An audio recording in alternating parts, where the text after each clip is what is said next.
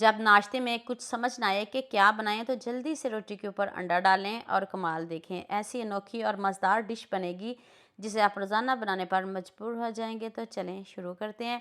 एक आपने आलू लेना है, छोटे साइज़ का लीजिएगा। उसको आपने बारीक बारीक कट करना है, मोटा बिल्कुल भी कट नहीं करना। अगर आप स्लाइस मोटे रखेंगे तो फिर आपकी रेसिपी अच्छी नहीं बनेगी। इस तरह आपने बारीक बारीक इसको कट करना है, बहुत बारीक आपने कट करना है। सेम ऐसे ही आपने एक टमाटर लेना है, उसको भी आपने इसी तरह स्लाइस में कट करना है, बारीक बारीक कट करना है, मोटा बिल्कुल भी नहीं रखना। तो चलिए अब नेक्स्ट स्टेप की तरफ चलते हैं। पैन में आपने 1 चम्मच ऑयल लेना, ज़्यादा ना लीजिएगा। अब आपने आलूओं के सारे स्लाइसेस में रख देने हैं और आँच को थोड़ा तेज़ कर देना है। जब एक तरफ से आलू अच्छे से पक जाएं, गोल्डन हो जाएं, तो जब आप इसको टर्न करने लगो तो फिर आंच को आपने कम करना है, मीडियम से कम रखिएगा।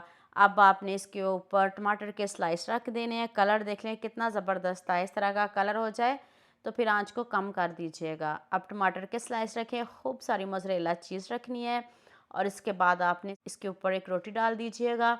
इतना मज़े का, इतना टेस्टी नाश्ता है। थोड़ा सा नमक डाला है, थोड़ी सी चिली फ्लेक्स इसमें ऐड की है, तो ऊपर से आपने हाथ से इसको प्रेस कर देना है। अगर आपके पास घर में रोटी पड़ी हो तो उसका भी आप बना सकते हो, और ताज़ा रोटी बना के भी आप बना सकते हो। आप इसके ऊपर एक अंडा डालिए। अंडे के ऊपर भी मैंने नमक, चिली फ्लेक्स, थोड़ा सा चाट मसाला ऐड किया है। जो जो मसाले आपको पसंद हो आप डाल सकते हो।